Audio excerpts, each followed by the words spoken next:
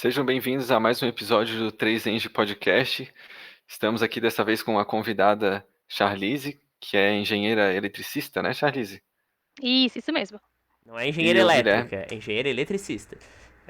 Isso Por aí é bom favor. deixar claro, né? É uma dúvida que acho que todo mundo tem, quem não está acostumado a falar esse Uhum. termo. E aí, Guilherme, tudo bem? Tudo bom? Finalmente no episódio estão eu e o Rodrigo, os fundadores originais, juntos, porque nos últimos dois, ou eu não tava, ou ele não tava, então estamos a nossa equipe original aqui. Então eu quero desejar boas-vindas a Charlize, que aceitou o nosso convite. É um achado raro, depois a gente vai falar sobre isso, porque é uma engenheira eletricista, porque é um... Das engenharias eu acho que é uma das que maior proporção de homens que tem. E é bom ver alguém fora da caixa, assim. E seja Sim. bem-vinda, Charlize. Muito obrigada. E Tá, daí, desculpa a te gente cortar, só ia vai... comentar uma coisa, mas Claro, pode pode comentar. continuar, depois eu comento. Pode. Então, eu quero já convidar vocês que estão assistindo a dar um like nesse vídeo, se inscreva no canal, siga a nossa página no Instagram, @3endpodcast, que tá ali do lado da Charlize. E nosso podcast também está no Deezer, não é? Está no Deezer Deezer e Spotify. e no Spotify. Então, se você quer ouvir o nosso podcast indo para o trabalho, e que daí é só deixar ligado e só ouvir. Então, siga a gente lá no Spotify. A Charlize vai falar um pouco sobre a engenharia elétrica e até aproveito para dizer que a gente já tem um vídeo também com um graduando de engenharia elétrica. Ele estudou no IFSC, então eu vou deixar o vídeo aqui em cima, quem tiver interesse também pode dar uma olhada lá. Mas é bacana que cada pessoa tem um ponto de vista diferente, né? Então, provavelmente o que ela falar aqui vai ser bem diferente do que foi falado lá. E ela também já é formada, né, Charlize? Tu tem uma experiênciazinha ali de mercado já, né? Isso mesmo. Estou formada há 8 anos. 8 anos, achava que era 7, mas 8 Bastante. anos. Então ela viveu uma engenharia elétrica bem diferente do nosso graduando. E vamos falar mais sobre isso. Então, vamos começar, né, Charlize? Quero novamente deixar bem-vindas. Bem-vinda novamente ao nosso espaço de conversa. Eu queria perguntar assim, ó, como a gente falou, engenharia elétrica geralmente é escolhido por pessoas do sexo masculino. O que te levou no terceirão, assim, porque tu escolheu de primeira engenharia elétrica? O que te levou a fazer essa escolha? Certo. Então, antes de mais nada, boa noite, pessoal. Bom dia, boa tarde, dependente de onde estejam. Primeiramente, gostaria de agradecer a oportunidade pelo convite do Guilherme e do Rodrigo. Eu acho que é bem importante a gente ter esses espaços para conversar e compartilhar experiências, conhecimentos e ideias, né? Com os nossos colegas de profissão e até mesmo com os estudantes da área, né? Então, espero contribuir de alguma forma. Então, como eles já falaram, né, meu nome é Charlize, sou formada em engenharia elétrica. E por que esse curso, né? Como o Guilherme questionou. Por incrível que pareça, eu antes, né, talvez por não conhecer muito, né, do mercado de trabalho, eu queria ser dentista, queria fazer odontologia e trabalhar na Marinha. Nada a ver com o que eu faço hoje. Mas era o que eu sonhava ser, não sei se é porque eu adorava minha dentista, adorava, né, aquele trabalho, mas talvez amadurecendo a ideia, né, conforme a gente vai evoluindo se tornando, né, mais jovem, mais maduro, eu fui vendo que eu talvez não tinha tantas habilidades para as humanas. E eu queria mais as exatas. Amava matemática, amava física, amava essas áreas exatas. E também, de certa forma, tinha uma certa influência na família. Praticamente todos da minha família trabalham com exatas, seja engenharia elétrica, ambiental, enfim, alimentos. Então, a gente tem uma grande variedade e todos eles falaram sempre com muito amor, né, do que eles faziam. Então, eu comecei a buscar informações nas exatas, né? Quais cursos das exatas. Então, antes de fazer engenharia, ainda pensei, putz, vou fazer matemática, que era o que eu sou, ainda sou apaixonada por isso, né? O mundo da matemática. Mas, de novo, evoluindo na maturidade, né? Buscando mais informações, eu via que talvez o mercado de trabalho não me atraía tanto na matemática. Não talvez por ser matemática, não, e talvez por ser algo talvez mais repetitivo. De novo, naquela época pensando, né, com a cabeça de um jovem tentando entrar no mercado de trabalho. E aí eu vi que não, matemática eu acho que eu não quero. Aí eu fui buscando informações e vi que das engenharias, muitas delas me encantavam, mas a elétrica me despertou uma curiosidade um pouco maior, né? Até por não ser algo palpável, né? A gente não consegue tocar, né, na energia elétrica, né? Então foi algo que me interessou e de novo, né? Tenho familiares que trabalham na área também e sempre falaram com muito amor, então eu sempre busquei mais informações na engenharia elétrica especificamente, visitei já usinas, enfim, subestações antes mesmo de começar o curso.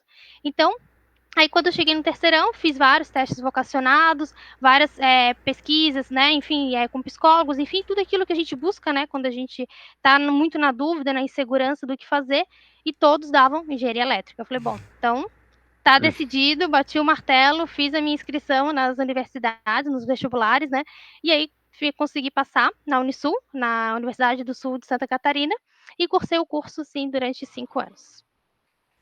Então tu cumpriu exatamente os 5 anos, assim, não atrasasse, Sim. não. Porque geralmente a gente comentou um monte de gente que faz engenharia, acaba indo mais devagar, porque chega uma fase que começa a apertar. Uhum.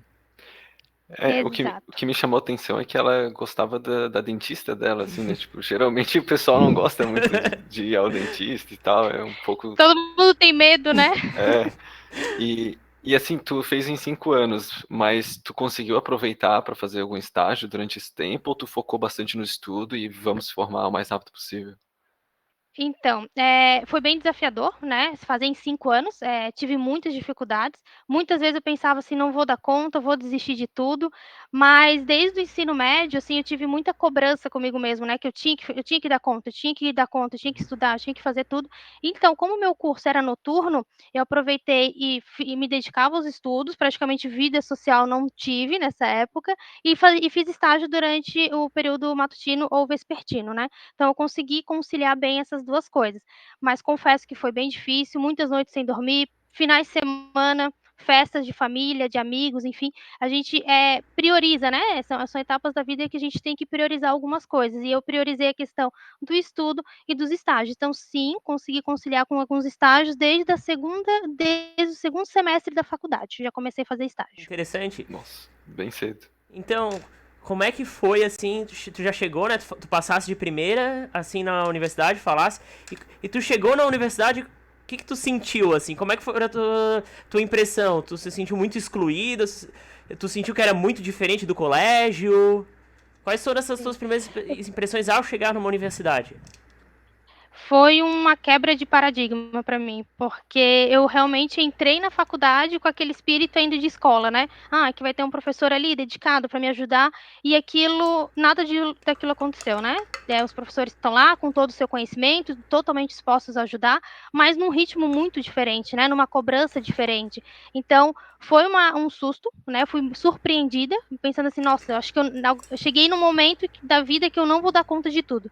Que eu vou ter que, de novo, aprender a priorizar algumas coisas. Então foi um susto primeiro, né, pela questão do curso ser noturno, né, como eu comentei, né, eu fiz na Unisul, então meu curso era noturno, então já tinha uma quebra nesse sentido, né, um jovem indo escolhendo o que queria, né, e noturno. Então tinha aquela coisa: "Meu Deus, sair de casa à noite", enfim. Então teve essa quebra de paradigma também de estudar à noite, de saber se virar à noite, de ônibus, seja, né, 7 horas para ir, às 11 horas da noite para voltar.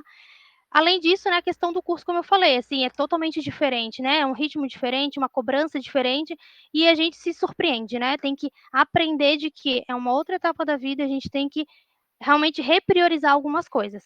E aí é onde eu fui repriorizando, né, vi que, algumas matérias eu não conseguia, fazer, né, como eu gostaria, ou seja, me dedicar 110%, tinha que me dedicar 60 para que a outra eu conseguisse dedicar 40 e desse a média nas 2, né, e assim foi indo para dar conta de tudo. Então, foi bem surpreendente, além do que comentaste no início, Guilherme, a questão de ser um curso predominantemente masculino, né, então eu entrei na turma, tinham 60 pessoas, das 60 somente 4 mulheres. Então Nossa tu já senhora. chega e dá aquele impacto, né, numa sala cheia de gente, né, jovem, com 17 anos e eu olho: "Meu Deus, o que que eu estou fazendo aqui?".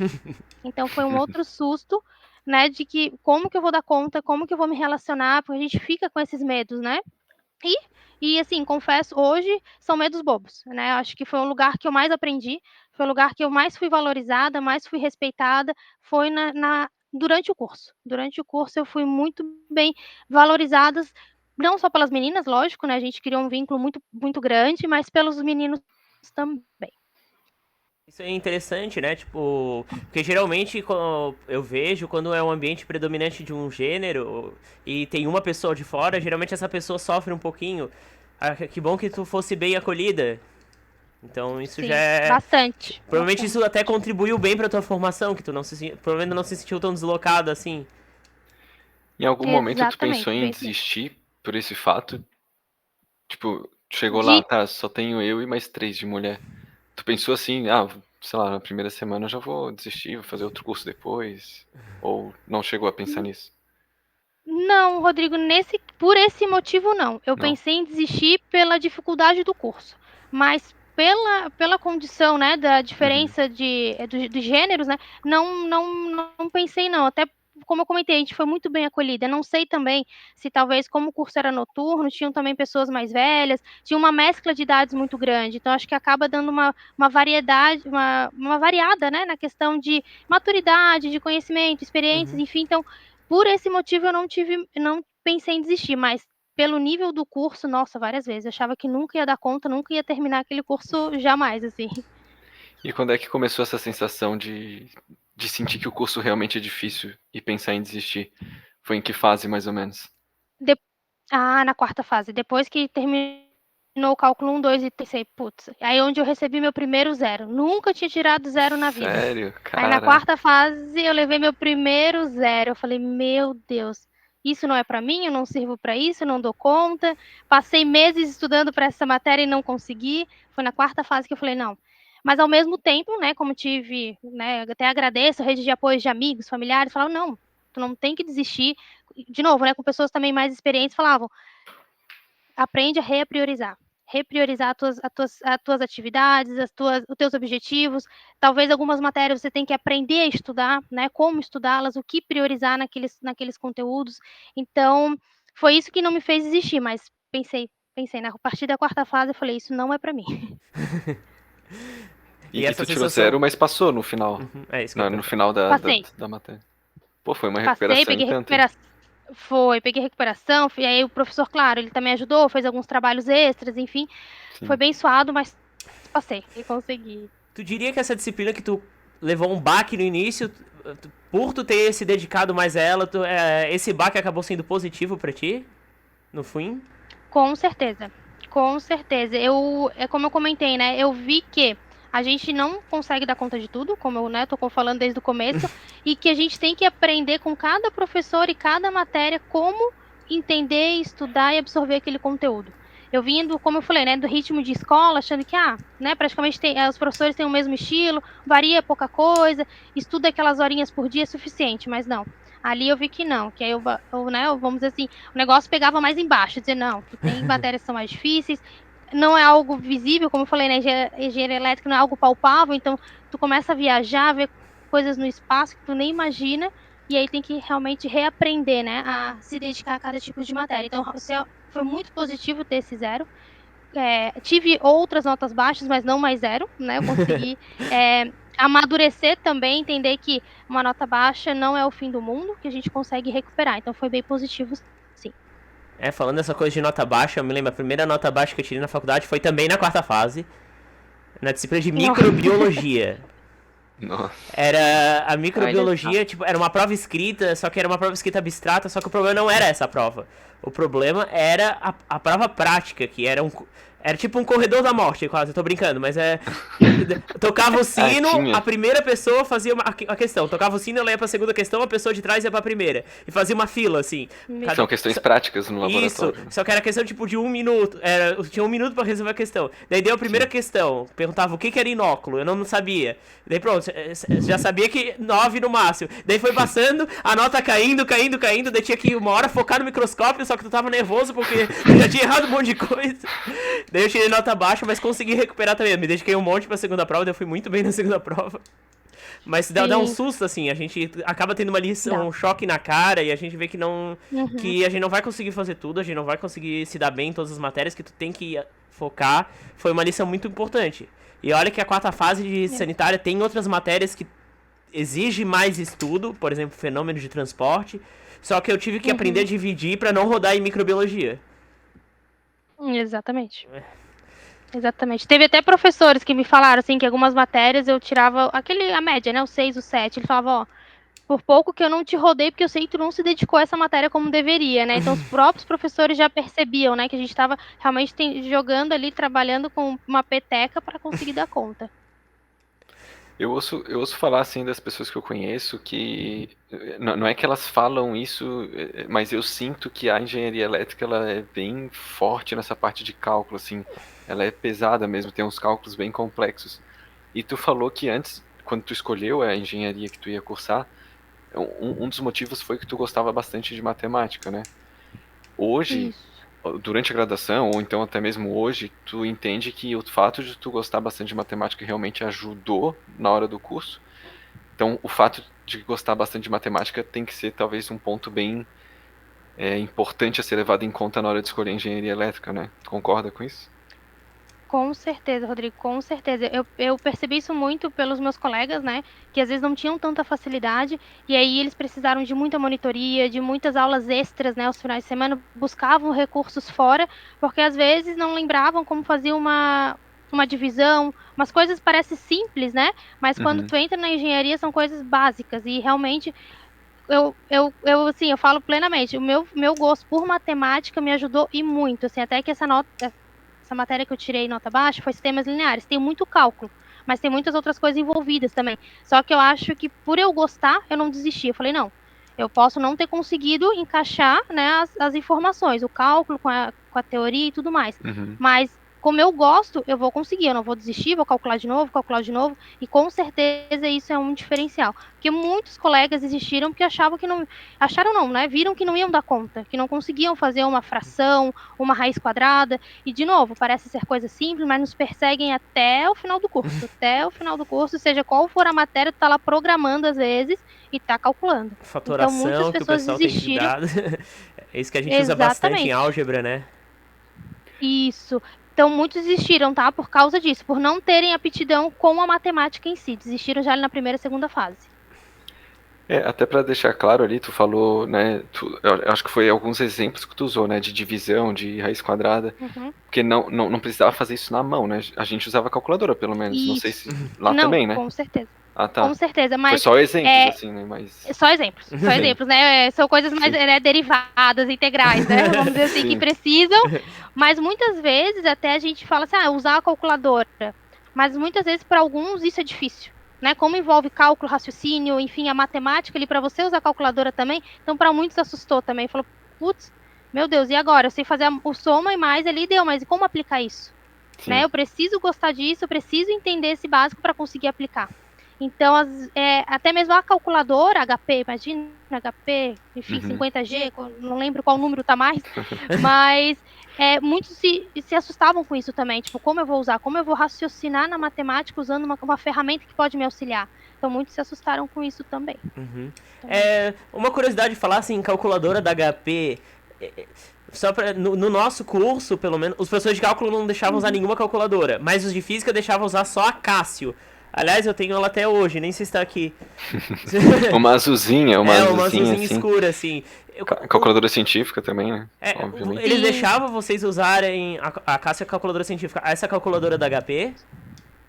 Foi bem mesclado, tá? Variou muito de matéria e professores. Alguns deixaram. Alguns deixaram sim usar a HP, aquela bem mais profissional, que conseguia fazer até integral. Outros não. Outros não podiam usar nada. Tudo na mão. Então variou bastante, assim. Eu posso dizer que não teve um padrão. Não teve uma regra assim, não, nunca usar ou sempre usar. Usamos em algumas matérias, sim. Uma outra coisa que eu ouço falar também sobre a engenharia elétrica é que sempre tem uns professores meio carrascos, assim, né? Aqueles que não.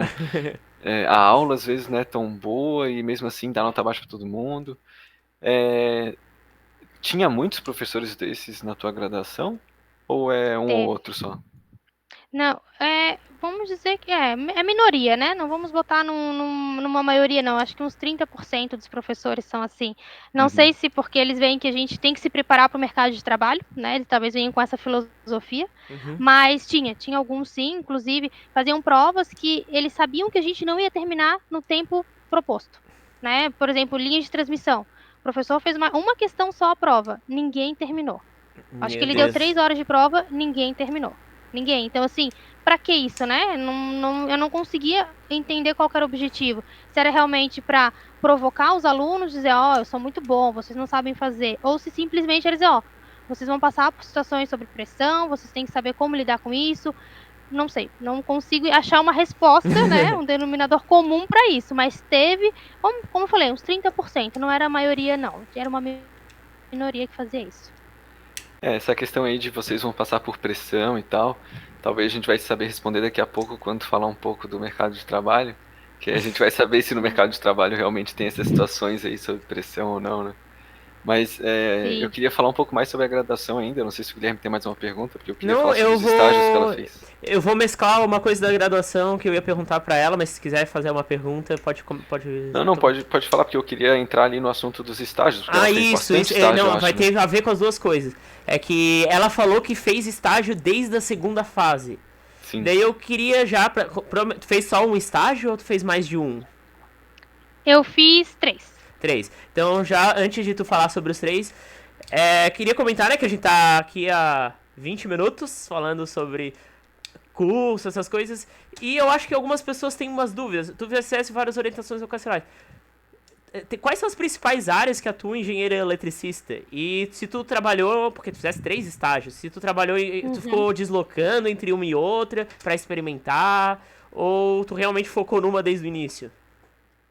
Certo, então vamos lá. A engenharia elétrica em si, ela tem várias vertentes, né? Várias vertentes. Então tem algumas, vamos dizer assim, umas áreas macros, vamos dizer, sistemas eletrônicos, automação, sistema de energia, telecomunicações, enfim, uma série de áreas.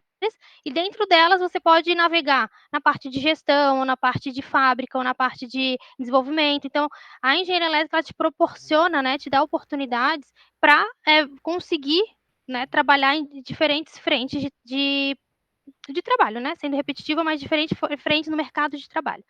Então, né, a minha graduação ela foi bastante focada na parte de telecomunicações e sistema de energia, né. Então, eu iniciei, né, os meus estágios na parte de sistemas de telecomunicações, que é onde eu achava que me identificava mais.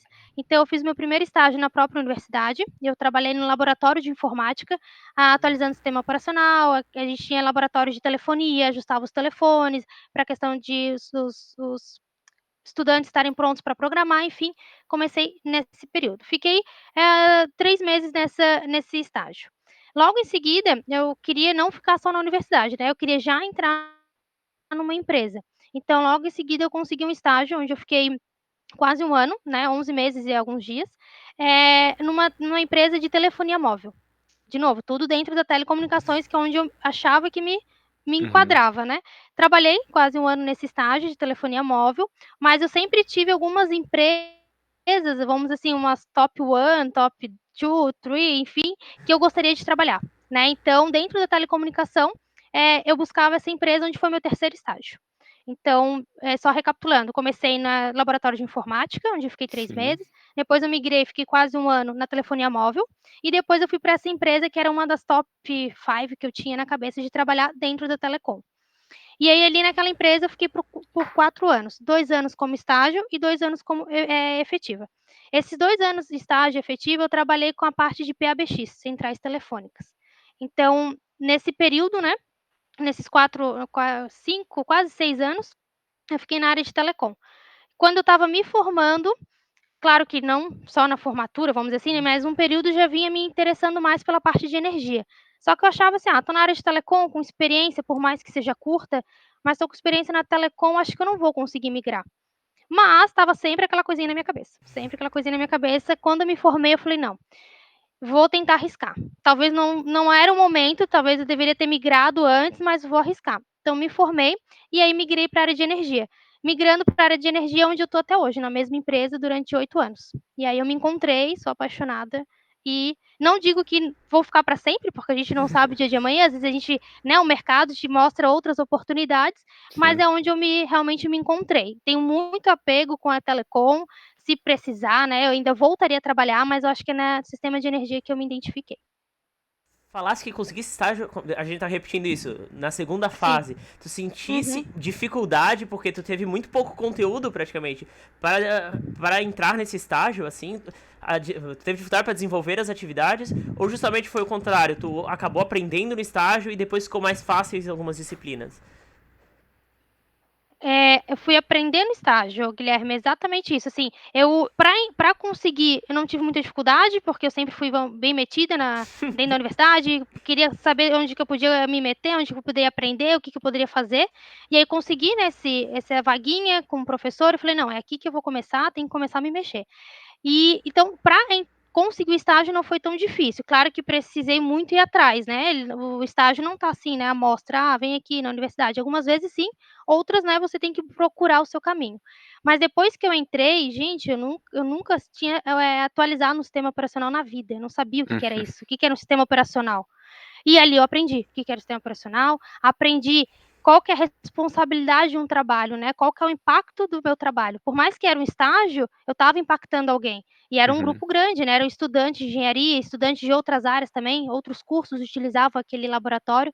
Então, foi ali que eu aprendi o impacto que, independente do trabalho que eu faça, o menor que seja, eu vou gerar algum impacto num grande grupo de pessoas. Então, eu aprendi muito com o estágio, que me ajudou a continuar com a engenharia. Nessa questão de amadurecer, de não desistir, de saber que sim, somos capazes, a gente só precisa ter foco, disciplina, saber o que a gente quer. Então, o estágio que me ajudou. Tive muitas dificuldades, como eu falei. Nossa, dava um bug e dava tela preta no computador. E agora? O que é isso? Ia no outro Google, chamava o professor, não sei nem o que fazer, não sei nem o que é tela preta de um computador. Então, muitas dificuldades mesmo, mas foi ali que eu aprendi, foi ali que eu fui amadurecendo, entendendo como que funciona o mercado de trabalho. Onde a gente volta para aquela questão, desculpa, da pressão, né? A gente, às vezes, muitas vezes, a gente se pressiona, né? Diga, meu Deus, eu preciso dar conta, eu preciso fazer, eu preciso aprender. Então, a gente volta para a questão da pressão. Só para citar o nosso ouvinte, estamos falando do ano de 2009, que ela conseguiu esse estágio, pelas contas aqui. Então, YouTube era vídeos de 7 minutos no máximo, então não tinha todo o auxílio que a gente tem hoje. Na real, o YouTube nem tinha direito, assim. Então, provavelmente, tipo, tu teve muito mais dificuldade de achar as soluções do que a gente provavelmente acharia hoje. Tivesse muito que se virar, né, nos 30. Com certeza. Nossa, para atualizar uma máquina, acho que eu levava uma semana. Imagina, hoje eu acho que o pessoal faz em, sei lá, em 30 minutos, né? Não desvalorizando o trabalho, mas é que é algo que está tão mais evoluído, as pessoas têm mais conhecimento de como fazer, que, nossa, eu demorava uma semana uma máquina, tadinho dos meus colegas, né? Às vezes a gente só podia usar laboratório um mês depois, quando eu conseguia terminar de atualizar todos os computadores.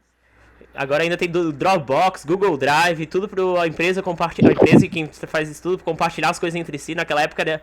Não era disquete, mas nem sei se tinha pendrive em 2009. Era CD, eu acho. CD, era CD. Eu acho. O sistema operacional eu atualizava por CD. Agora, se existia já o pendrive, eu não lembro. É uma boa pergunta. Ô, Charlize, todos esses estágios foram remunerados? Sim, todos até o remunerados. Sim, até esse do laboratório, né, de informática foi remunerado. Era baixinho, né, vamos dizer, era uma ajuda de custo, mas para gente estudante toda ajuda é bem-vinda, né? Então já ajudava no ônibus, já ajudava no happy hour depois da aula, então todos eles foram remunerados. Tu sempre morou em Floripa, né? Porque a Unisul é na Palhoça, né? Que é uma cidade perto de Florianópolis. Isso. Então tu não teve esse problema com transição, se mudar, conseguir se conciliar bem as coisas. Isso é sempre uma ajuda. Não tive esse problema. Eu sempre morei em Floripa, sou daqui de Floripa, né? Sempre morei aqui, então facilitou bastante também, né? Estar na sua zona de conforto, né? Onde você já conhece também ajuda bastante. Sim. E os outros estágios, como é que tu conseguiu eles? Porque tu falaste que é uma pessoa que vai sempre atrás na universidade, só que quando tu parte para uma empresa, já é algo mais amplo, assim. Eu sei que muita gente, às vezes, fica perdida. Ai, como é que eu vou conseguir um estágio?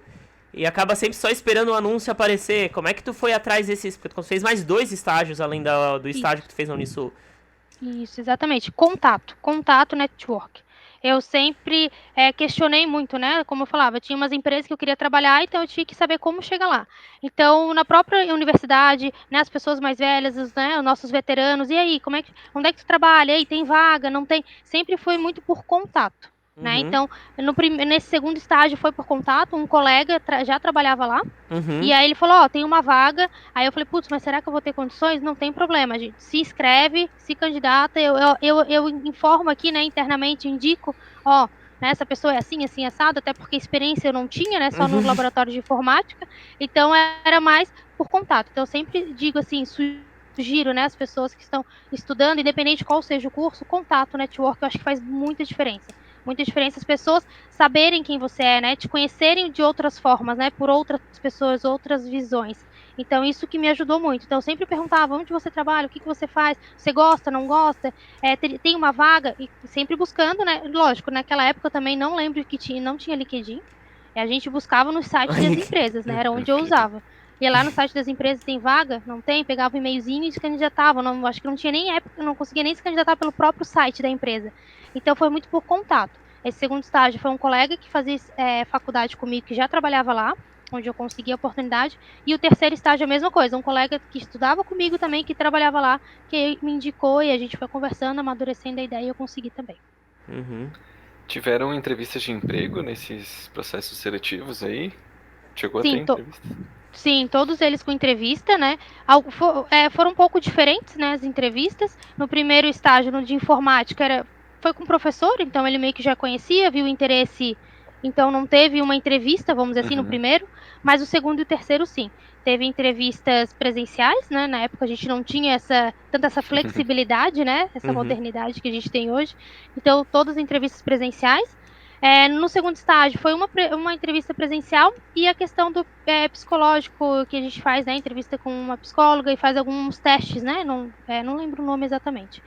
E no segundo já não, foram 3 etapas. A primeira com o líder, né, da equipe, o segundo com o gerente da área e depois com a psicóloga. Então teve uma etapa a mais no terceiro estágio, mas todos com entrevistas presenciais, etapas a serem cumpridas, colegas ali disputando também a mesma vaga, aquele nervoso, se vai dar ou não vai. Então foi bem desafiador, assim, foi bem desafiador. E o teu TCC tu fez com base em algum desses estágios? Não, por incrível que pareça, não fiz com base em nenhum estágio. Eu busquei, aí talvez aí que já estava desde a minha vontade para o sistema de energia, né? Eu fui para o sistema de energia. Eu fiz totalmente focado em sistema de energia. Eu fiz sobre geração distribuída, né? Que é a geração onde a gente vamos dar exemplos simples, né? E talvez não tão técnicos, mas uma energia solar, às vezes numa casa, é uma geração distribuída, onde ela pode devolver, né, um pouco de energia para o sistema elétrico, né, da Celesc, falando da distribuidora aqui do sul do estado de Santa Catarina. Isso. E então eu fiz totalmente focado no sistema de energia, em geração distribuída. E não fiz nada em telecom, nada das áreas que eu estava trabalhando. Exatamente como eu comentei, acho que porque eu já estava querendo realmente migrar e me aprofundar mais nessa área onde eu estou hoje. Conseguisse lidar bem com o TCC, estágio e o final da graduação? Ou foi um pânico assim maior do que o normal? É um pânico maior do que o normal, Guilherme. Foi assim, ó, foi uma época que eu falo que eu não quero voltar tão cedo, mas às vezes eu quero, porque hoje as responsabilidades, né, são muito maiores.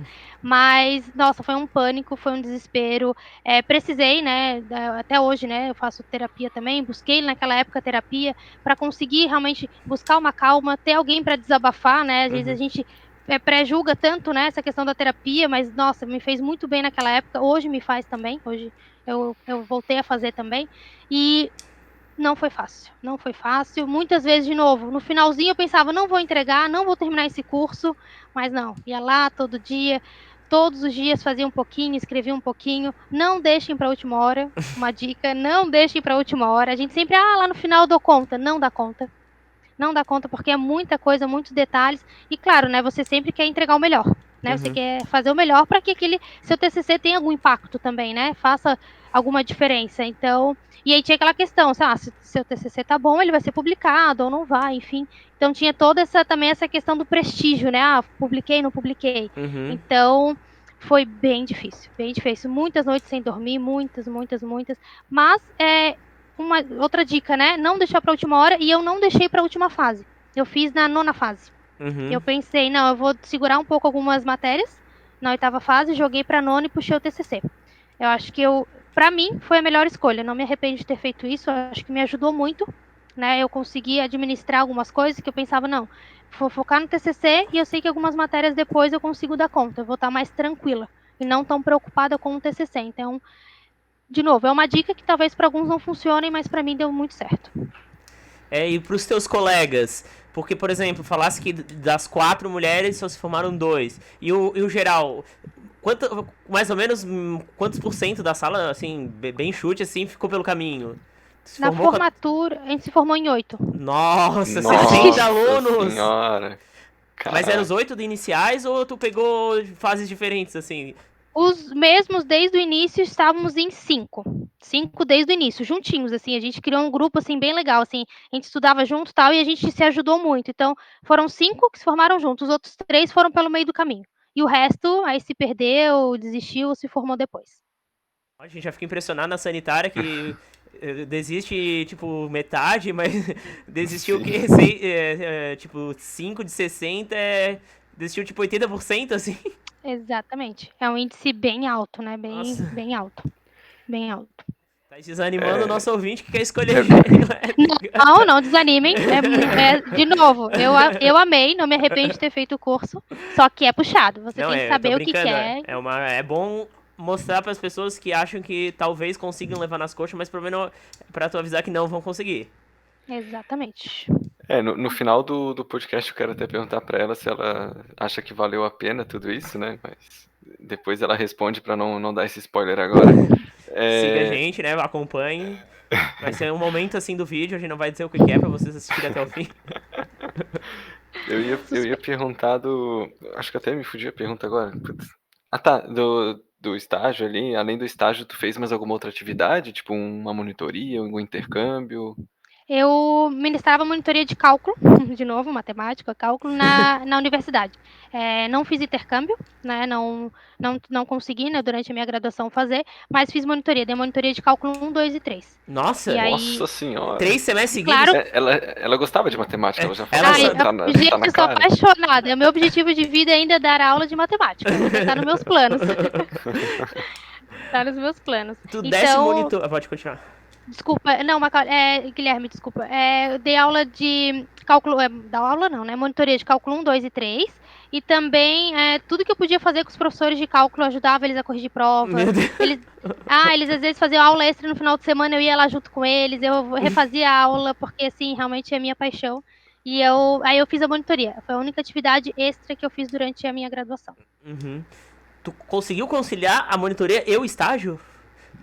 Consegui. Eu fazia estágio de 4 horas, né? Uhum. Depois, só no meu terceiro estágio que eu migrei para estágio de 6 horas. Mas os outros 2 foram de 4 horas, aí eu conseguia fazia no período da manhã, a monitoria no período da tarde e estudava à noite. E vivia assim. Nossa, e dormia, que horas tu dormia, assim? Era bem pouco, é verdade. Dormia bem pouco, assim, bem pouco.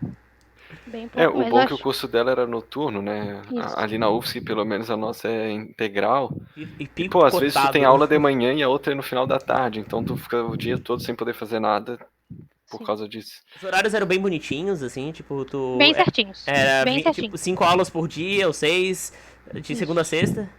Isso mesmo, tudo certinho. E tinha aula aos sábados também. Não lembro a partir de qual fase, mas eu acho que a primeira e a segunda não teve. Acho que foi a partir da terceira fase que a gente começou a ter aula aos sábados também. E aí ficou até o final do curso. Mas bem bonitinho os horários, sem mudar nada, sempre fixo. Isso é importante, porque, por exemplo, na engenharia sanitária, além de ser todo picotado, às vezes tem disciplinas 8 da manhã e acaba às 10, depois só disciplinas 3 da tarde. O problema é que cada fase tem um número diferente de aulas, assim. Sim, não dá pra se planejar, né? Uhum. Se tu quer fazer um estágio de 1 ano, tu não sabe se no próximo semestre tu vai ter aula no mesmo horário. Exato. Tem disciplinas optativas, a engenharia elétrica tem muitas, e elas são de noite ou são em outro período? Aí são online. Aí as optativas são online. A gente não teve nenhuma optativa presencial. Aí elas eram online. A gente escolhia lá, né, conforme as fases, a gente ia escolhendo qual que a gente queria fazer. Online em 2011, 10? Que avanço, né? Mas era online, daí as provas eram no sábado à tarde. Lembro como se fosse hoje. A gente fazia aula de manhã, almoçava e aí ia pra prova, né? Sábado à tarde das aulas optativas que eram online. Nossa, mas travava muito, porque naquela época, imagina, a internet 10 mega no máximo. Ainda era boa 10 mega, se duvidar. Mas o online, assim, a gente tinha, vamos supor, não era aula online toda hora. A gente tinha, por exemplo, alguns horários com o professor, se a gente gostaria de tirar alguma dúvida, ou se ele tinha alguma informação específica para passar, mas a maioria eram vídeos gravados, ou matérias, textos que eles enviavam. Não era como hoje em dia, né? por tudo que a gente passou nesses últimos anos, né, de ser 100% online, ou até mesmo o que a gente está fazendo aqui agora, né? Não tinha esse propósito, né? Eram fóruns específicos, de 1 horinha, 2 horinhas no máximo, assim, não mais do que isso. Entendi. Então é como se fosse uma educação à distância, não é que nem tava tendo na pandemia que é remoto. Remoto é tipo ao vivo, o professor e os alunos na sala. Não, ele só dava os vídeos e tipo, atividades. Boa colocação. Era disciplina à distância. Eu acho que esse é o termo correto realmente, não online, como eu comentei. Uhum. Entendi. E pode falar, não, eu falei entendi. Outra coisa? Ah, tá. E aí depois, quando tu se formou, tu logo foi contratada ou tu ficou um tempinho ali procurando alguma coisa? Como é que foi essa transição? Sim. Antes mesmo de me formar, eu já estava efetivada na terceira empresa que eu fiz estágio, né? Ah, sim. Então eu fiquei que ainda era de telecomunicação, né? Isso, perfeito. Aí eu fiquei 2 anos como estágio e 2 anos como efetivo. Então eu fui efetivada logo que terminou meu estágio, né? Porque eu não sei se continua assim hoje, mas acho que as empresas têm o limite de 2 anos, né? E aí fiquei 2 anos e aí consegui uma vaga como funcionária mesmo contratada. Me formei e aí onde foi que eu me arrisquei? E aí eu peguei e migrei para a área de energia e aí onde eu tô até hoje como contratada. Não tive esse gap assim, né? Não sei se por sorte, por competência ou por talvez a situação que eu estava no momento lá em 2013, né, 2014, que eu consegui, né, rapidamente migrar e não ficar com nenhum gap ali, talvez afastada do mercado de trabalho. Eu consegui realmente linkar todos os estágios com os empregos, né, com as carteiras assinadas. Eu não entendi ainda o que fez tu começar a gostar menos de telecom e começar a gostar mais de energias renováveis. Eu entendi que houve essa transição. Desde o teu TCC ali, tu já começou, né, a despertar. Mas tu consegue dizer qual foi o motivo, assim, o que houve? Sim, eu acho que são 2 coisas. Primeiro, a questão das matérias, das disciplinas, né? Eu fui me encantando pelas disciplinas de transmissão, distribuição, geração que a gente tem na própria universidade. E, de novo, a minha família, né, tem bastante engenheiros eletricistas também. Então, como eu acho que até comentei no início, né, eu já frequentava esse meio né, esse trabalho todo. O que é uma subestação? Já tinha visitado. O que era uma geração, né? O que era uma usina hidrelétrica? Eu já tinha visitado. Então, isso me encantava muito. Mas, de novo, uma jovem, eu queria ser diferente. Se eu tinha a oportunidade de trabalhar na telecom, falei, tá, vou no que é desconhecido, o que ninguém fazia na minha família. Tá, vou no que é desconhecido. Gostei muito, mas eu vi que meu coraçãozinho batia mais, eu ficava mais encantada quando eu visitava uma usina, quando eu visitava uma subestação e dizia, não, é aqui que eu quero entender, é aqui que eu quero ver o que está passando nesses equipamentos aí todos para chegar à luz onde chega nas nossas casas, né? Então, acho que essas 2 coisas, assim, eu começar a conhecer as matérias, porque antes eu tinha só o que na prática, e tu olhava, nossa, esse montarão de coisa. E eu queria ser diferente, como eu falei, e a questão das disciplinas, né? Então, acho que juntou as 2 coisas, é onde eu me encontrei. Tu que tá no mercado, entre aspas, de trabalho, de estágio, desde a segunda fase, né? Uns 10 anos. Já perdi as contas. Não, mais de 10 anos, 12 anos, eu acho, pelo que tu comentasse. Como é que tu avalia, basicamente, tu acha que o mercado foi se saturando, agora tu acha que tá mais difícil de conseguir emprego, ou tu acha que em engenharia elétrica tá mais ou menos a mesma coisa do que há 10 anos? Eu acho que mudou muito, teve vários picos, né? Então, assim, quando a gente se formou, eu via que era algo muito... tinham poucos profissionais, né? Era algo que tinha poucos profissionais, então a gente tinha que buscar o nosso espaço e tinha muita coisa para fazer. Depois deu uma estagnada, parece que virou algo comum, né? Virou um curso comum que, né, bastante gente tinha interesse, bastante gente estava se formando, então acho que foi aumentando o número de profissionais nessa área. E hoje... eu digo de novo que voltou ao que era lá atrás, essa falta de profissionais no mercado. Acho que muitos, talvez quando chegaram no mercado de trabalho, migraram para outras áreas, viram que talvez não era isso que eles queriam trabalhar, né? E também eu acho que a pandemia, infelizmente, né, trouxe muitas coisas ruins para a gente, infelizmente, que são imensuráveis, mas eu acho que as empresas em si aprenderam muito também. Elas aprenderam, por exemplo, a como medir, né, a entrega, como medir a hora trabalhada, como medir efetividade, produtividade. Então, isso fez com que também, né, desse bastante uma movimentada bem grande nas empresas. Então, muitas pessoas conseguiram se enxergar ou então se movimentar de forma horizontal ou vertical, enfim, né, nas empresas ou então migrar para outras empresas. Então, de novo, 2000, lá onde a gente se formou em 2013, eu acho que era um boom da engenharia elétrica, né, falando mais da elétrica, né, não teria tanta propriedade para falar das outras.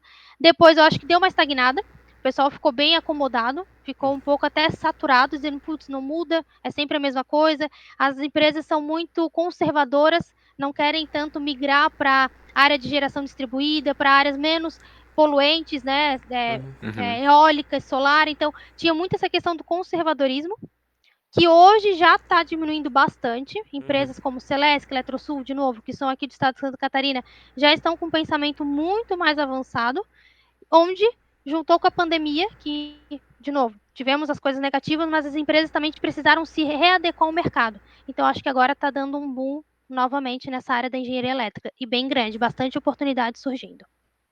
Uma curiosidade, quantas mulheres tem na empresa que tu trabalha, assim, na tua área? Tirando RH, essas coisas.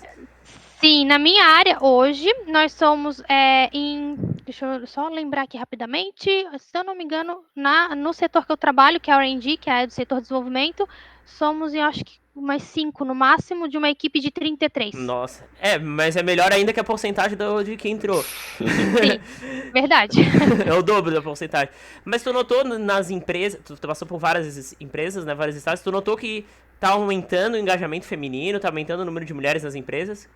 Tá, isso eu vejo não só pelo interesse das mulheres nessa área, e também pelo mercado de trabalho e pelas pessoas. Por exemplo, a empresa que eu trabalho hoje tem um hub que é focado em mulheres no mercado de trabalho. Então, ela fala tanto nas mulheres dentro da empresa que eu trabalho, como nas mulheres fora do mercado, fora da empresa, né, no mercado de trabalho como um todo. Então, eu vejo que sim, está aumentando o interesse das mulheres pela dessa desmistificação, desculpa, de que ser somente masculino, né? Então tá tendo esse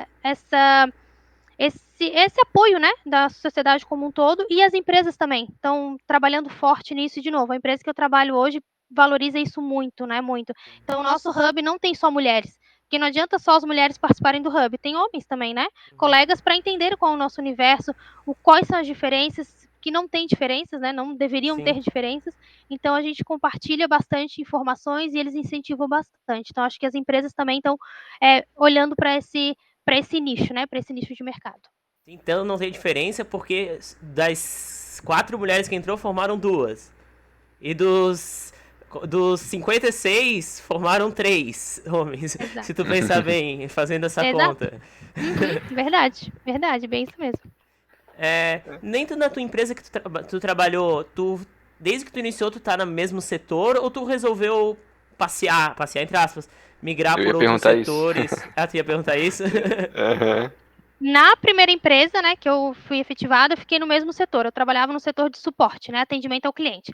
Quando eu migrei para a empresa que eu estou hoje, né, que eu fechei 8 anos em agosto do ano passado, eu fui migrando de área, né, porque aí é uma outra percepção minha, né, um objetivo de vida meu, né. Eu tenho comigo que, para mais ou menos a cada 2, 3 anos, eu tenho que conquistar alguma coisa. Seja mudar de área ou adquirir uma nova responsabilidade, então eu tenho isso comigo.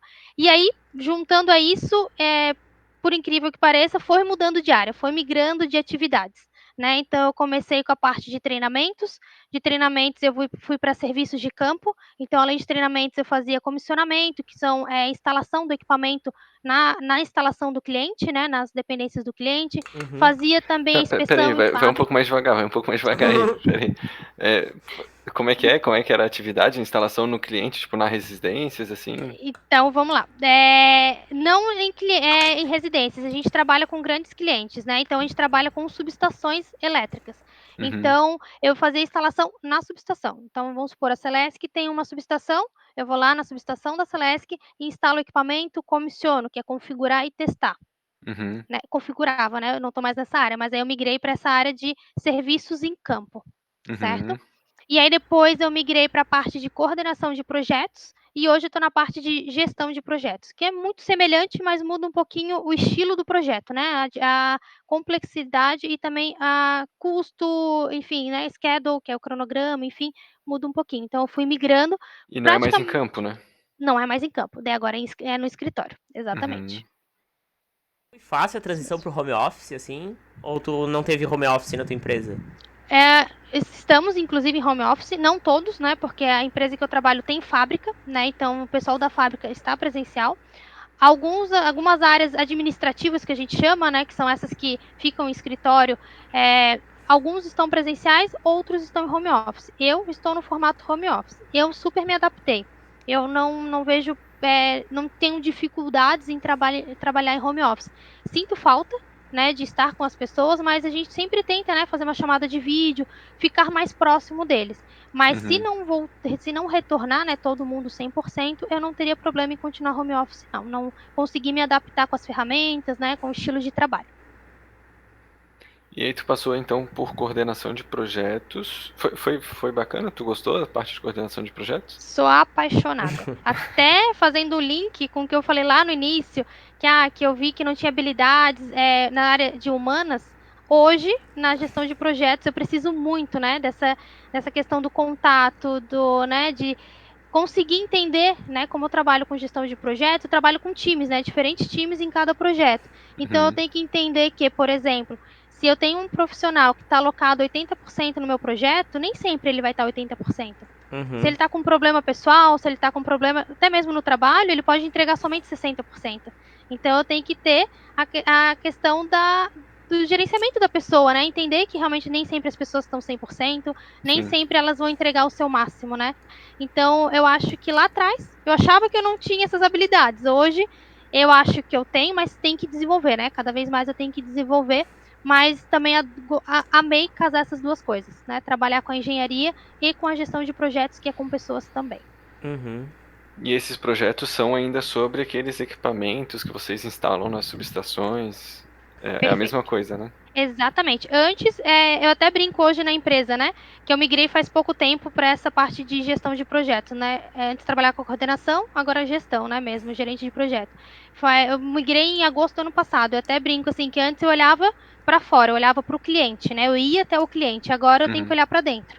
Eu olho como que o produto vai ser desenvolvido, vou ter que gerenciar esse desenvolvimento para que ele chegue lá no cliente. Entendi. Bacana. E tu chegou a fazer algum concurso aí durante a tua carreira, ou pensa em fazer concurso? Qual é a importância que tu vê assim do engenheiro eletricista e os concursos? Sim, eu acho fundamental, eu acho muito importante, né? Eu acho que todos os concursos eles são bem vistos e têm grandes oportunidades, mas confesso que no meu lado profissional e pessoal eu nunca tive interesse. Eu sempre gostei mais dessa possibilidade de eu ter diferentes experiências, diferentes oportunidades com diferentes pessoas, diferentes empresas. Mas é uma questão pessoal, né? Admiro muito quem faz. Eu acho que a dedicação, a importância, né, que a pessoa tem dentro de um concurso, a conquista, né, que ela tem, é muito grande, né? Eu acho que é muito. Eu fico bem admirada, né? E valorizo muito essas pessoas, mas não é do meu perfil. Eu sou mais dinâmica, eu sou mais de. Valorizo muito a empresa que eu tô, mas se eu ver que tem uma oportunidade que talvez vá me encantar mais, vai me deixar um pouco mais satisfeita, eu vou conseguir entregar melhor, eu vou em busca desse dinamismo. Como é que foi a transição entre os setores da empresa, assim? Tu sentiu que tinha que começar de novo toda hora ou foi um acúmulo foi natural assim essa transição? Até a coordenação de projeto era todos voltados para o cliente. Então, era treinamento para o cliente, era serviço de campo para cliente e coordenação de projetos para cliente. Então, eu não senti tanto esse impacto, né? Não senti tanto essa mudança de área. Mas agora que eu mudei em julho, agosto, como eu comentei, para a área de desenvolvimento, que é a área interna da empresa, eu falo, parece que eu tenho que aprender tudo de novo. Parece que eu voltei da estaca zero. Claro que o conceito, né, de gestão de projetos permanece o mesmo, né? Porém, a tua entrega é totalmente diferente. Então, eu falo assim, parece que eu estou numa empresa nova. As regras são as mesmas, mas parece que o serviço é totalmente diferente, o foco é diferente, as prioridades são diferentes, a questão de custo, investimento, cronograma, também os times são diferentes. Então, nessa etapa, parece que eu tenho que aprender do zero. Mas essa transição foi assim, algo que tu foi atrás ou foi algo que foi oferecido a ti? Como é que Eu fui foi? atrás. Desculpa. Eu fui atrás. Eu Na empresa que eu trabalho, né, ela tem bastante essa questão do profissional, né, do planejamento, do plano de carreira. Então, toda vida eles sempre te perguntam qual que é a tua meta a curto prazo e qual que é a tua meta a longo prazo. Então, eu sempre fui desenhando o que eu queria, né? E aí, essa oportunidade, agora essa última, foi que eu tracei no final de 2020. Eu falei, olha, a curto prazo, eu quero deixar de ser coordenadora de projetos e quero virar gerente de projetos. E aí surgiu essa vaga, e antes mesmo, né, de eles publicarem tudo mais, sabendo, né, desse meu objetivo, desse meu interesse, me perguntaram, ó, tem interesse? Vai surgir a vaga. Claro que tu tem que passar por processo seletivo, tudo igual, né? Isso é outro ponto bem importante da empresa. Ela não te como é que eu vou dizer? Não te dá privilégios. Não te apadrinha, porque pode ter outras pessoas que têm interesse também e a pessoa nunca falou, nunca se identificou, mas ela tem interesse. Então, isso ela não tem.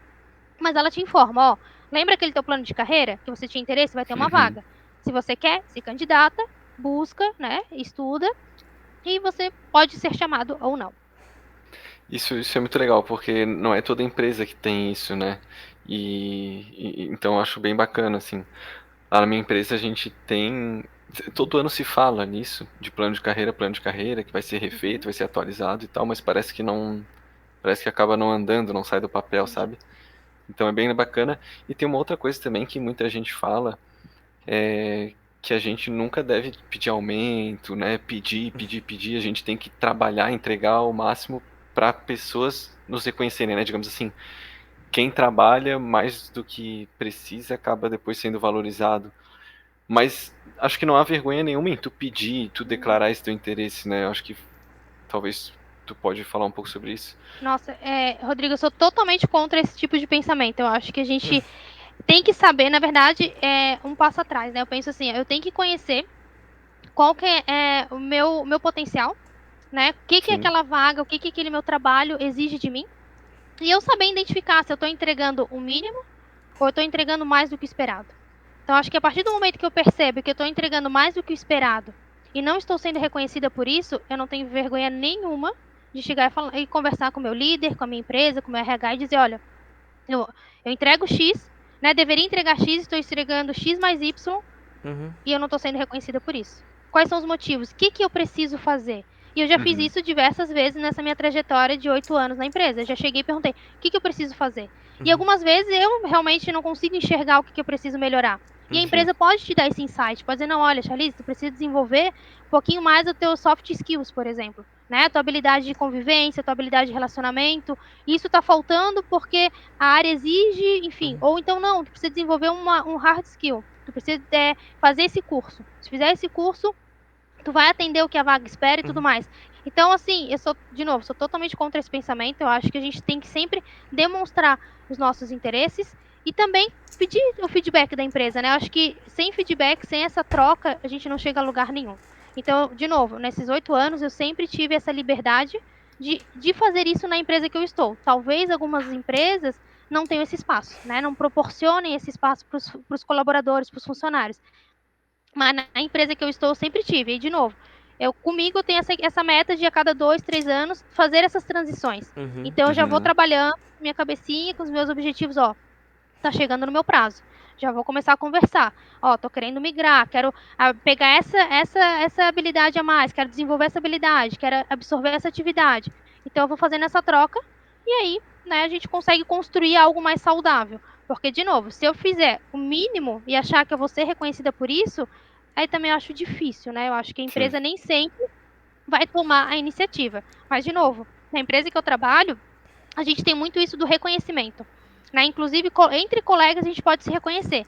Se eu vejo que Guilherme e Rodrigo fizeram uma atividade mais do que esperado, ou demonstraram alguma habilidade que eu vi que, nossa, fez total diferença para o projeto, eu posso ir lá e reconhecê-los. E isso vai somando, né?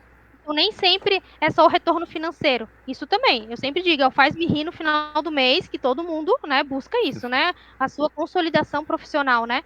Mas tem essas questões de reconhecimento que eu acho que são sempre agregam valor. Sempre agregam valor ao teu dia a dia, ao teu trabalho. Tu se sente mais motivado. E esses incentivos, né? Nem sempre a motivação é interna, né? Alguns filósofos dizem, né, que a motivação é intrínseca, né? Você que tem que buscar. Mas eu acho que algumas vezes você consegue desenvolvê-las ou instigá-las externamente também com esses incentivos. Achei interessante, né, que olha, eu só vejo pelas pessoas que eu converso, essa tua empresa, ela incentiva a produtividade, não no sentido negativo da palavra, mas ela incentiva os funcionários, e eu vejo até pelo teu humor, como tu consegue conversar melhor com as outras pessoas, tu fala muito bem do teu trabalho. Eu vejo que empresas que não valorizam o funcionário, acaba o que o próprio funcionário, assim, fique tenha preguiça de trabalhar e acabe produzindo menos.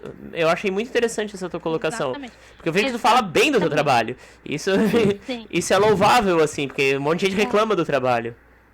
Até complemento que, claro, ela não é 100%, né? Uhum. Tem defeitos, tudo, mas sempre eu digo, se eu não tô satisfeita, por que eu não tô satisfeita naquele meu trabalho? Então eu sempre peso o que é bom, o que é ruim. Uhum. Se o que é bom pra mim tá maior, beleza, então pra mim a empresa é boa. Agora não, a empresa tem mais coisas ruins, não condiz com o meu perfil, que algumas vezes a empresa tem os seus defeitos, mas outras seu perfil que não condiz, né? Por exemplo, tem muita gente que gosta de trabalhar numa multinacional, tem gente que prefere uma empresa menor, uma empresa familiar ou uma startup.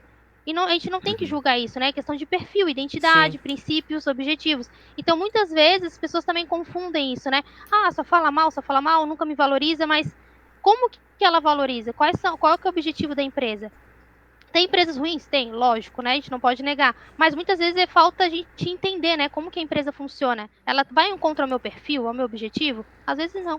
E aí a gente tá com o mercado aí sempre, né? Com várias oportunidades pra gente buscar. Mas, de novo, a empresa que eu trabalho hoje, eu acho que ela é bem diferente, né? Então, além do hub, que a gente falou muito aqui, da questão das mulheres, né? Ela tem outros hubs também, ela trabalha muito com essa questão da inclusão e diversidade. Uhum. É o foco dela, claro, além da segurança. Né? Ela tem como esses princípios. Segurança em primeiro lugar, então qualquer tipo de problema que você tenha, nossa, eu tô vendo um perigo aqui na minha frente, eu tenho total direito de dizer não vou trabalhar.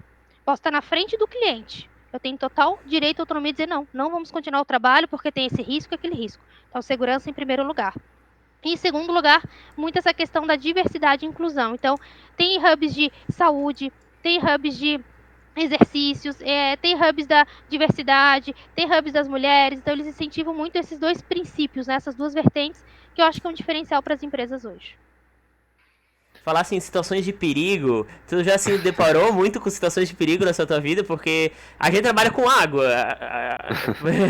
mas você trabalha com esgoto. Mas não, mas o nosso medo é ficar doente. O medo dela deve ser a coisa explodir, assim. Sim.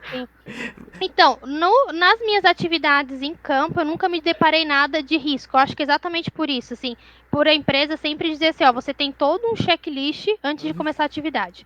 Então, a gente nunca trabalhou, por exemplo, num equipamento energizado. A gente sempre, né, desliga ele, desenergiza, põe ali a questão para a terra, garante que realmente o equipamento está seguro para ser trabalhado. Então, felizmente, nunca me deparei nessa minha trajetória, né, desse período que eu estou na empresa, de alguma situação de perigo em campo. Eu nunca precisei fazer um stop work, né? Nunca precisei dizer, não, vamos parar. Uhum. Mas já passei por uma situação que eu estava numa usina nuclear na Argentina, e eu estava num treinamento, e aí, claro, né, a usina nuclear tem suas atividades, e durante o treinamento já era sabido que eles iam ter uma atividade lá, e aí usinas nucleares têm todo uma situação um pouco mais delicada para ser trabalhada. Uhum. Mas já era sabido, então a gente encerrou o treinamento naquele dia um pouco mais cedo, saímos todos com segurança, eles fizeram as atividades, retomamos somente no dia seguinte. Então tinha um risco alto, mas tudo bem planejado, não tive nenhuma surpresa, né, negativa, né? Sempre foi tudo bem sucedido. Mas colegas já passaram por algumas situações, volta e meia, infelizmente, né?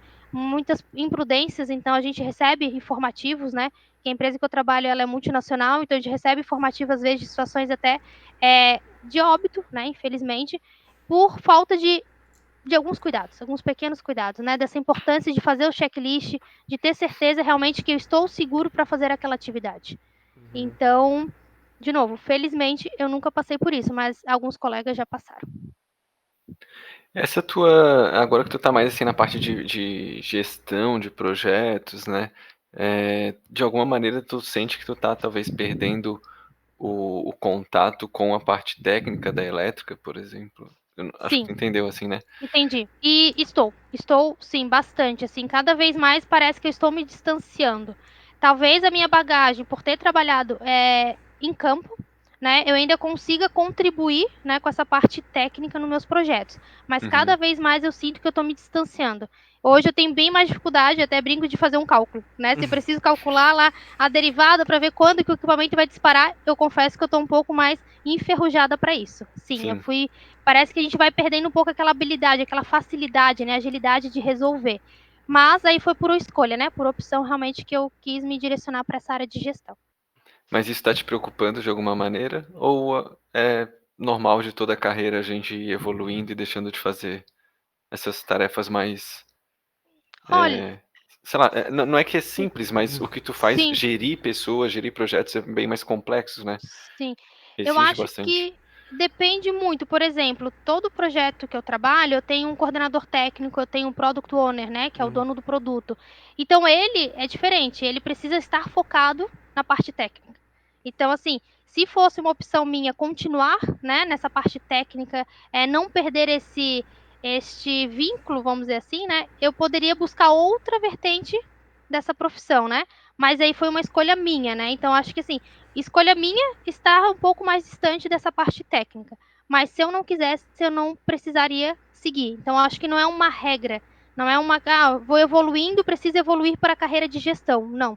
Né? Coordenadores técnicos, product owner, eles são também bem reconhecidos, conseguem evoluir bastante na carreira e crescendo cada vez mais. Tu falou ali de Product Owner agora e eu lembrei que tu falou que estava na parte de desenvolvimento ali, né? Isso significa que tu tá mais na parte de programação, assim? Estás trabalhando com programadores, alguma coisa assim? Exatamente. Trabalho com desenvolvedores de firmware, de software, trabalho com profissionais de hardware, FPGA, enfim. Sim, estou mais próxima desse público agora, né? De desenvolvedores realmente. E para isso tu teve que desenvolver essa parte, tu teve que fazer cursos, alguma coisa, alguma especialização, ou só a bagagem da engenharia elétrica junto com aqueles anos que tu teve dentro da empresa já foram suficientes para tu Eu atingir vou, por esse carro? incrível que pareça, a parte de telecom que me ajudou nisso. Lá dos estágios, lá. Lá dos estágios. Lá nos estágios, eu trabalhava com programação. Na parte de suporte de PABX, por exemplo, centrais telefônicas, era a linguagem C. Né? Então, é uma das linguagens que os nossos desenvolvedores hoje utilizam, que são são os projetos que eu gerencio. Então, de certa forma, aquela parte que eu deixei um pouquinho de lado, contribuiu hoje na atividade que eu exerço hoje. Então, por exemplo, até recente, acho que foi ontem, antes de ontem, a gente estava numa reunião com umas outras empresas, enfim, aí eles estavam falando, vou lá, dou um grep e acho a resposta, né, que é um comando, né? Aí eu falei, opa, acho que isso eu lembro o que é. Tá filtrando ali a informação. Então, assim, de novo, por incrível que pareça, aqueles estágios na Telecom me ajudaram. Linguagem C, algumas outras linguagens também de programação. Mas confesso que na gestão de projetos que eu tô como gestora de projetos, que eu cuido mais do cronograma, custo, alocação de pessoas e tudo mais, não preciso me envolver tanto com isso. Mas, de novo, se a gente está numa conversa, é interessante, né? Às vezes você conhecer um pouquinho daquele universo daquela pessoa que está trabalhando com você, né? Sim. Desenvolver o firmware, o que é um firmware? Desenvolver o software, o que é um software? Eu priorizo muito isso, né? A questão da gestão das pessoas, né? De conhecer e entender com quem que eu estou trabalhando. Eu acho que isso dá valor também para o time, né? Que a gente está trabalhando. A gente até falou num episódio aí atrás que a engenharia, ela te forma para vários tipos de cargos, né?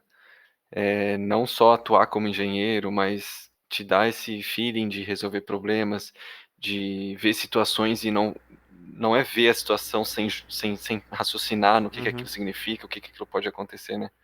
E eu me identifico contigo porque eu também, quando eu entrei na minha empresa, eu entrei na parte de suporte, a minha empresa é de software de engenharia, né? Parecido com o AutoCAD, né? Só que é mais focado em cálculos, dimensionamento. E eu entrei na parte de suporte e depois eu mudei para o setor de produto. Então eu sou um Product Owner, né? Então eu tô no outro lado ali do que tu faz, né? Tu tá na parte de desenvolvimento e eu tô na parte de produto. Sim. E eu também penso como tu, assim, a cada 2, 3 anos. Só que eu trabalho com 3, 4 anos. É um pouco mais o meu agrado. De mudar, ter desafios novos, enfim. Então, achei bem bacana essa tua trajetória. Sim, acho que tudo que a gente faz, acho que agrega, né? Então, por isso que eu sempre, voltando para dicas, né? Independente do que você está fazendo hoje, vai te ajudar de alguma forma lá na frente. Então, você está fazendo estágio numa empresa que talvez não está tão contente. Mude. mas não esqueça que ela vai fazer diferença para você algum dia. Você vai lembrar daquela etapa, daquele trabalho, né? Talvez você volte para ela algum tempo depois lá na frente, veja que, poxa, acho que era aquilo que eu gostava e não dei valor naquela época. E não tem problema, né? A gente está aqui para aprender, para errar. Claro que tem momentos da vida que a gente fica um pouco mais acomodado, né? Dependendo do que você está buscando, não. Acho que agora eu quero me segurar um pouco mais. Foi até o que aconteceu comigo, né? Na época que eu trabalhava com serviços em campo, eu viajava muito, né? Viajava muito, ficava quase 3 semanas fora, uma semana em casa, ou um final de semana em casa. E aí eu fiquei nesse mundo, né, durante 4 anos. E aí eu falei, não, acho que agora eu não quero mais isso.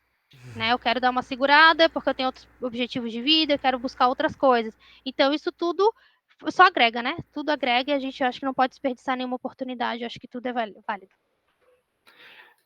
Tu tá aí no mercado de trabalho há tanto tempo, né, na parte de engenharia elétrica. De alguma forma, essas crises hídricas que acontecem de vez em quando, né, esse aumento na tarifa da energia, de alguma forma isso afeta o teu trabalho ou não tem nada a ver, são áreas totalmente diferentes?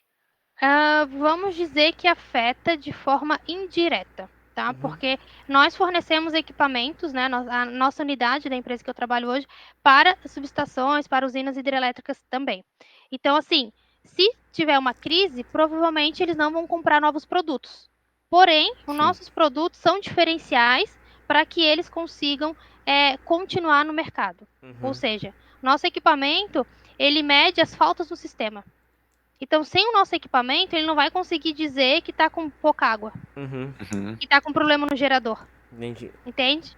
Então, assim, de forma. A crise influencia, mas de forma indireta, porque nossos equipamentos são essenciais para que eles consigam justificar essas crises, essas faltas de água, enfim, diminuição do nível da água, do problema de gerador. Então, de forma indireta, sim, porque vai dar uma segurada nos investimentos, né? A empresa está numa crise hídrica, ela vai segurar o investimento. Porém, se o órgão nacional de energia exigir que ela tenha o equipamento, ela vai ter que ter. Então ela dá uma rebolada ali e dá uma compra, só compra um pouco menos, né? Compra um pouco menos. Então, de forma indireta, sim, mas ao mesmo tempo, nossos equipamentos, a gente entra num nicho de mercado que é bem essencial para esse sistema de energia, assim. Acho que a empresa ela foi bem sábia de ter esse tipo de produto, para ela conseguir se remanejar sempre no mercado. De novo, ela é uma empresa multinacional, então trabalha com turbinas de avião, assim como fornecimento de geladeiras, como também equipamentos para subestações elétricas. Então, ela consegue também nessas crises dosar. Aqui na parte de geração, enfim, tá um pouco menor. Então, vamos alavancar as vendas de turbina de avião para compensar aquela crise que está acontecendo lá. Então, de forma indireta, sim, afeta, mas ela consegue ter esse jogo de mercado e consegue se manter. É bastante tempo. Eu tô tentando trazer alguns assuntos atuais, assim, porque são assuntos que todo mundo consegue visualizar e imaginar. E como tu é da área, talvez tu tenha mais propriedade para opinar e até esclarecer algumas coisas. Então teve essa questão da crise hídrica, e eu também queria falar sobre, por exemplo, os carros elétricos, né, que já é uma realidade, mas eu não sei se tu consegue nos dizer o que falta para popularizar, ou então se vai demorar, ou quanto tempo tu acha que isso deve virar uma realidade para Sim, todo mundo, assim. Óbvio que a questão é o preço, né, mas o que falta para sim. esse preço abaixar? Eu não trabalho exatamente com carros elétricos, mas eu vou tentar Sim, traduzir pro meu mundo, né, pra gente conseguir conversar. A sim. gente trabalha também muito com a questão da evolução para a subestação digital, que é uma subestação sem cabos, ou seja, o sinal de corrente de tensão vinha através de rede Ethernet, né, o mundo digital, 01 Rede com bitzinho. internet, Sim. tipo os cabos de fibra ótica, assim? Exatamente. Migrar para, vamos supor, os cabos Cara, ficam lá na subestação, né? Aí tem um equipamento que vai fazer essa conversão do mundo analógico, que a gente chama, para o mundo digital. E aí um cabinho de rede Ethernet com sinais de sample velos, GUSE, enfim, que são protocolos, né, de tensão e corrente através da rede. Então eu vejo muito, eu tento, né, talvez comparar esses dois mundos. É um paradigma. Você já não vê energia elétrica, né? Você não consegue tocar. Imagina você não ver nem cabos. sim, Entenderam? Então, sim. assim, eu acho que é muita questão, e como a gente até comentou um pouquinho antes na nossa conversa, a questão da comodidade, né, do conservadorismo. As empresas, é muito difícil. Aquele engenheiro eletricista que pega o multímetro para medir se tem algum valor ali, ele não tem mais isso. Ele tem que usar um Wireshark, que é um software no computador, para ver se tem corrente de tensão passando ali. Então, eu, de novo, não trabalho com carros elétricos. Infelizmente, eu não tenho muitas informações, mas eu comparo com esse mundo. Eu comparo com esse mundo da subestação digital, que é algo muito... não é novo, tá? É um tema bastante antigo, mas para muitos é novo. É um paradigma que, meu Deus, eu já não vejo energia elétrica, agora não vou nem conseguir medir. Não consigo nem eu ir lá com a minha mão e medir, entende? Então, eu acho que é o paradigma. E aí, consequentemente, a gente tem menos investimento para isso, né? Então, muitas empresas pensam assim, pô, eu vou atualizar a minha subestação, mas até onde vale a pena? A gente tem uma série de itens que a gente consegue mostrar quais são as vantagens disso. Mas o investimento é alto. Então tem a questão do investimento para isso também. Charlie, só um comentário, falou em multímetro. Ah, não dá pra Olha, ver. dá um pouquinho, dá um pouquinho. Tem aqui, ó. Aqui tem um multímetro. Eu uso bastante, tá? Tu usa pra quê? Pra que isso aí? Tá, pra quê? Testar pilha. Aí, ó, é alguma coisa. O meu teste de pilha é botar no controle da televisão. Se não estiver funcionando. Não, é que assim, ó, por exemplo, mouse. Eu uso mouse sem cabo. Falando nisso, ó, mouse sem cabo. O que acontece? Às vezes ele falha, daí eu tenho que ver se é o problema com o mouse ou com a pilha. Daí se eu vejo que a corrente elétrica tá abaixo de 1.3, eu já sei que o problema é a pilha. Mas se tu botar uma nova, tu já não vai descobrir isso? Por que eu vou trocar uma nova? Se eu não tiver uma nova... Se tu não tiver... Daí eu tenho que... Mas quanto é que custou o voltímetro? Acho que foi uns 20 pila. Pô, eu confesso que eu sou uma péssima de eletricista em casa. Eu não faço nada, não meço nada, não troco nada, não troco nenhuma lâmpada. Não, em casa eu não sou de eletricista. Na realidade, eu comprei o multímetro não foi pra testar pilha. É porque a gente tava vendo se tava tendo sobrecarga no meu computador. Daí a gente quis testar a tomada. Daí eu testava a tomada de vez em quando pra ver se tava tendo sobrecarga. Era justamente isso. Tava a tensão exata, assim. No início do home office eu precisava de um desses, mas eu não tinha em casa. Porque o meu computador ficava desligando, eu queria saber se era da tomada, mas... É isso, foi exatamente mais ou menos Guilherme, ó. O meu não ligava, o teu... Sim, deveria ter. Já estamos aqui no super cotidiano. Sim, confesso que eu não tenho em casa, tá? Não tem, como eu falei, não sou uma boa engenheira eletricista em casa, não tenho. Não, mas quando acaba a luz na tua casa, tua mãe não te chama, não? Então... Não, ela já sabe. Ela não pergunta, ô Charlize, troca, resolve. Não, já sabem. Eu separo, profissional, em casa, não me perguntem nada, não me peçam pra trocar nada, que não quero. Mas quem atualiza os Windows aí é tu, né? Não, confesso que não. Vergonha, né? Mas não sou eu. E olha que eu aprendi bem. Aprendi bem. Mas confesso que eu também não faço mais isso, né? Eu falo, gente, não, só no trabalho. Tento separar um pouquinho aí, que senão... Sim. Não que seja um problema. Tem gente que gosta de trazer isso pra casa também, né? Eu não, eu separo em casa. Não atualizo Windows, não troco lâmpada, não faço nada. Bom, tem mais alguma coisa na tua trajetória que tu lembra, assim, que tu queira falar, ou que a gente talvez tenha esquecido de tocar no assunto? Senão a gente parte pro recado final já, os conselhos finais. Não, acho que não teve nada, assim, que a gente talvez deixou passar. Não sei se todas as perguntas foram respondidas, se alguma ficou não bem clara, Não, foi bem clara, sim. Na verdade, quem pode nos dizer isso é quem tá assistindo também, Comente, né? Aqui, se tiver alguma pergunta. As dúvidas no comentário. Exato. Por favor. A gente no Instagram, a gente vai citar a Charlize. Eu lembrei da minha pergunta, que ficou pro final do podcast. Valeu a pena todo aquele esforço lá durante a graduação, chegado até o final, ter pegado o diploma, trabalhar como engenheiro eletricista. Tu acha que valeu a pena? Tu se sente satisfeita? Questão de remuneração também vale a pena? Vale muito a pena. Eu sou muito feliz no que eu faço hoje. Sei que eu tô, por mais que pareça bastante tempo, mas eu acho que eu tô só no comecinho. Acho que eu tenho muito ainda a conquistar. Tenho uma trajetória ainda longa, né? Que eu ainda almejo, né? Pra minha vida. Mas até hoje sou muito grata a tudo que aconteceu e sou muito satisfeita. Eu acho que todo esforço valeu a pena. Se perguntasse, eu faria de novo, faria tudo de novo. Faria com certeza, sem sombra de dúvidas alguma. E recomendo quem tem interesse ou dúvida se vai dar conta, a gente dá conta sim, a gente é capaz.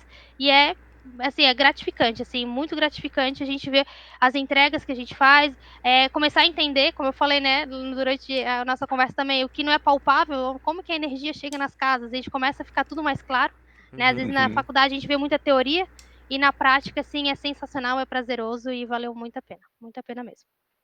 Poxa, que legal, porque quando a gente vê as pessoas falando de engenharia elétrica, é sofrido, a graduação é sofrida, e a gente fica até com dó, assim, mas que bom que valeu a pena e que tu tá satisfeita, né? Sim, Isso justifica tudo. um ponto só que eu falo é a gente não deixar de brigar pelos nossos questão dos salários mínimos, né, a base do engenheiro, que muitas vezes as empresas, né, te contratam com outra função para não te pagar o salário de engenheiro, então isso ainda existe, mas a gente não vai desistir, né? A gente sempre tem que buscar e de novo, né, se você aceitou aquela oportunidade, então você está dando ok para aquilo. Então, Sim. algumas vezes talvez se questionar antes de aceitar a oportunidade. Tá, mas eu vou exercer o papel de engenheiro? Por que eu não sou então engenheiro eletricista? Por que eu não vou ganhar o piso? Né? Que realmente, de novo, muitas empresas ainda preferem, né, dizer não, vou contratar como analista, vou contratar como qualquer outro cargo para não valorizar o engenheiro como ele deve ser valorizado de uma forma geral, não só eletricista, né? A engenharia como um todo tem seus pisos, né, e muitas vezes não são respeitados. Então, não desistir antes, né? Talvez se eu realmente quero aceitar aquela vaga, me sujeito, né, a fazer o papel de engenheiro, mas não receber como tal, né? Será que vale a pena eu aceitar? Tá de acordo com meus princípios? Talvez questionar, né, antes de aceitar. Então, Certo. Charlize, para finalizar aqui, já desse vários, mas eu queria que tu desse um conselho final para aquele aluno do ensino médio que tá querendo fazer engenharia elétrica, aquele aluno de engenharia elétrica que tá suando, e aquela pessoa que tá perto de se formar, um conselho geral, assim, o que tu tem a dizer para essas pessoas? Assim, para aqueles que não entraram nesse mundo, né, eu acho que a gente tem que se informar bastante, né, para saber entender realmente, né, o que é o mundo da engenharia, não só da elétrica, né, de novo, de todas. Então se informar bastante, buscar bastante recursos, pesquisar, visitar universidades, né, às vezes participar de uma aula, né, acho que muitas universidades ainda permitem fazer isso. Se informar realmente, né, entender porque realmente, como a gente comentou aqui, muitas vezes é sofrido, mas é prazeroso, né? Para quem gosta, para quem se identifica e quem se encontra na área, é totalmente prazeroso. Então, até parece clichê, né? Mas aquela ideia de que, sim, nunca desistam dos seus sonhos e acreditem no seu potencial. Porque a gente é muito mais capaz do que aquilo que a gente imagina ser. Então, a informação, acho que é tudo. Informação, conhecimento, troca, network, eu acho que é a chave do negócio.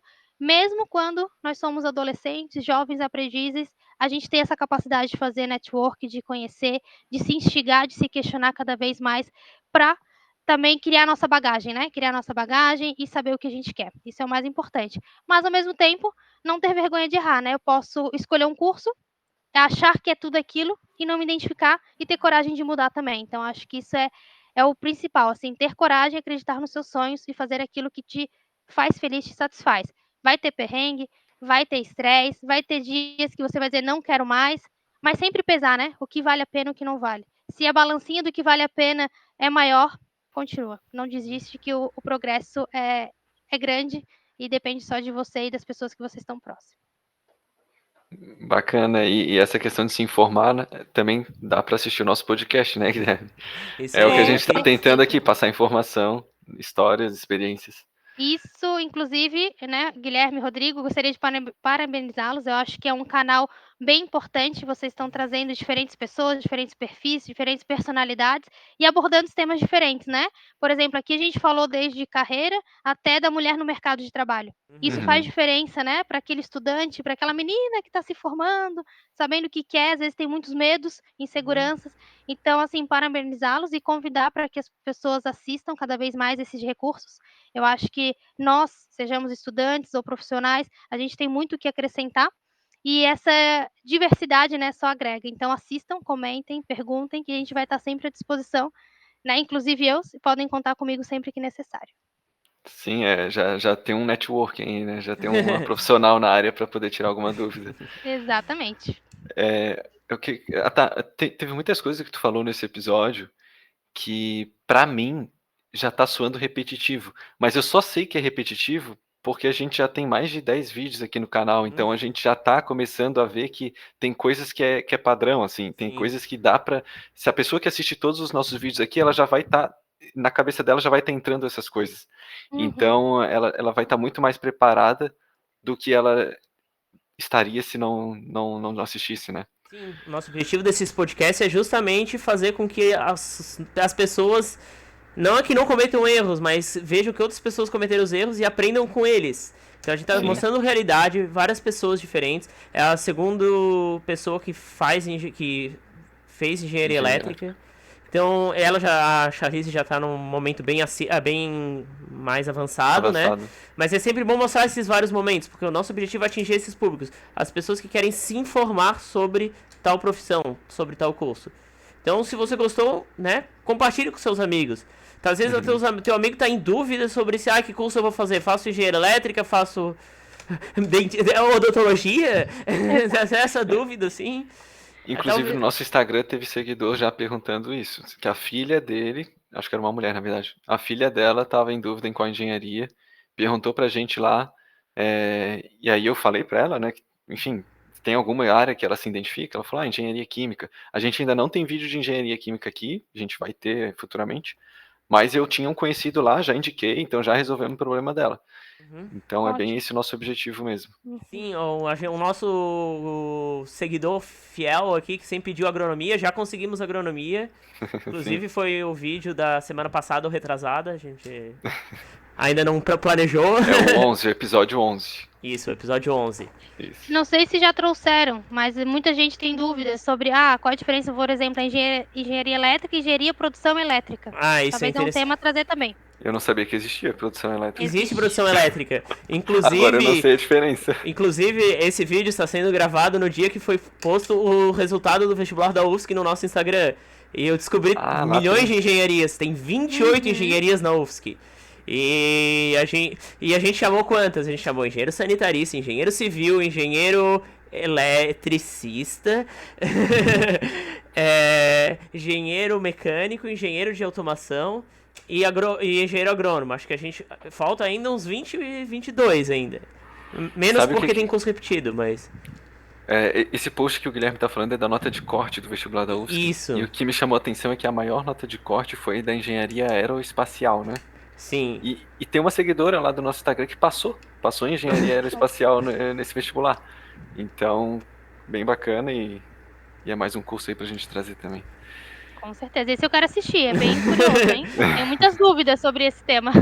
Então, aqui pra encerrar, se você gostou do vídeo, novamente curta o vídeo, compartilhe com os amigos, siga o nosso Instagram, comente aqui embaixo qual curso que você quer. Se você quer falar com a gente aqui, a gente marca. A gente já teve seguidores que participaram do podcast. Sim. Então, é uma troca, assim. Se você tem desenvoltura, eu sou um pouco tímido, mas não tem problema. Existem podcasts mais curtos, existem podcasts mais longos. O importante é você falar sobre o seu curso. E se você gosta do que faz, né? Ou se você não gosta também, se você sabe que gosta, que não gosta, você vai conseguir falar sobre isso. Então, é muito importante. E, eu não gostei. Eu fiz engenharia e desisti. Talvez você venha aqui e fale por que desistiu. Sim, não exatamente. tenha vergonha. Eu desisti de jornalismo. Então, eu não me adaptei. Então, venha falar com a gente. É importante também para outras pessoas que às vezes estão no curso de engenharia e não estão gostando. Porque tem gente que, o meu pai quer que eu continue. É feio, eu desisti, vai parecer que eu fracassei na vida. Não. Às vezes não é pra ti. Exatamente. Tem gente que desistiu na última fase de medicina, então não conheço. Então não é pra pessoa. Sim. Então gente. Quer falar alguma coisa, Rodrigo? Não, eu ia justamente... Então eu quero agradecer vocês dois pela presença. E vamos encerrando. Um tchau pra todo mundo e até o próximo vídeo. Valeu. Tchau, pessoal. Obrigada.